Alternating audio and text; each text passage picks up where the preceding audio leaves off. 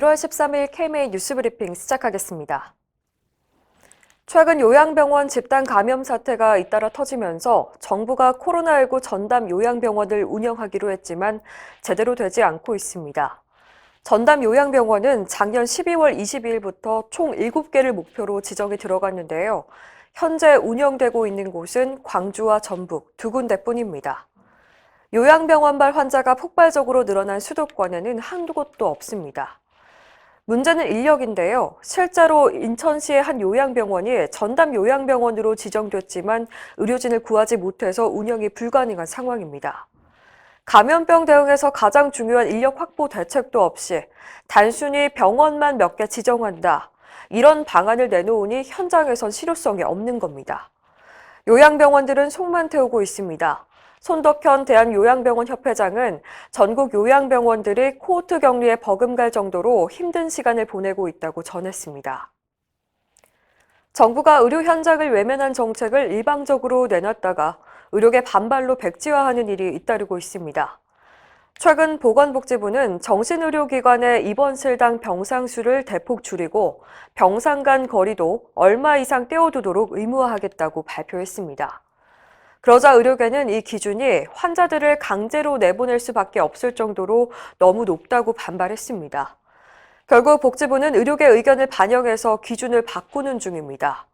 이보다 앞서 복지부는 진료실에서 간단하게 할 수 있는 검사나 처치로 환자를 입원시키면 진료비를 삭감하겠다. 이런 방안도 내놨는데요. 의협은 입원 여부를 판단하는 건 의사의 고유 권한이라며 강하게 비판했습니다.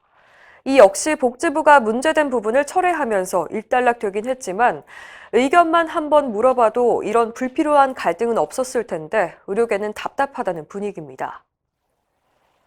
이런 와중에 의료계가 반대하는 정책이 또 추진되고 있습니다. 정부는 최근 국민건강보험과 민간보험을 연계해서 복지부와 금융위원회가 보험과 관련한 실태조사를 함께 실시하고 자료도 공유하는 방안을 발표했습니다. 국민 의료비와 보험료의 부담을 덜기 위한 거라는 설명이지만 의료계 해석은 다릅니다.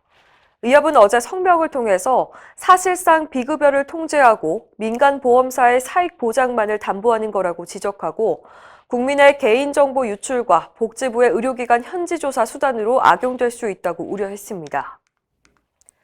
환자에게 어떤 약을 얼마만큼 쓸 것인지 결정하는 건 의사의 몫이죠. 당연한 말처럼 들리지만 소송까지 벌어지는 경우가 있습니다. 한 대학병원이 혈우병 환자에게 22일 동안 노보세븐이라는 혈우병 약을 투여했는데요. 건강보험심사평가원은 이 약이 환자한테 효과가 없었는데도 계속 투여했다며 4일치만 인정하고 나머지에 해당하는 약 6억 원의 급여비를 삭감했습니다. 병원 측은 억울하다며 소송을 냈는데요. 2심 법원이 병원의 손을 들어줬습니다. 재판부는 약제를 바꿔야 할 만한 뚜렷한 근거가 없고 의료진의 판단은 적절하고 존중할 만하다고 밝혔습니다. 요양급여 기준이 엄연히 있는데도 심평원이 자의적인 판단으로 삭감하는 건 위법하다는 판결이어서 의미가 있습니다.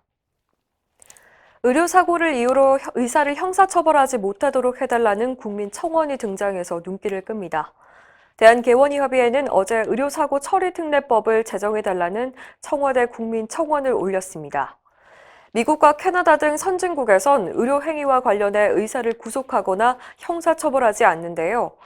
유독 우리나라에선 의사를 법정 구속하고 처벌하는 일이 빈발하고 있다는 지적입니다. 김동석 개원의협의회장은 의사도 사람이라 최선을 다해도 사고가 발생할 수 있고 필수 의료는 그 위험이 더 큰데 지금 같은 상황에선 의사들이 고위험 환자를 기피할 수밖에 없다고 한탄했습니다. 특히 의사에게 특혜를 주자는 게 아니라 의사가 소신껏 진료할 수 있도록 하기 위한 거라고 강조했습니다. 이상으로 뉴스브리핑을 마칩니다. 자세한 사항은 의협신문을 참고하시길 바랍니다.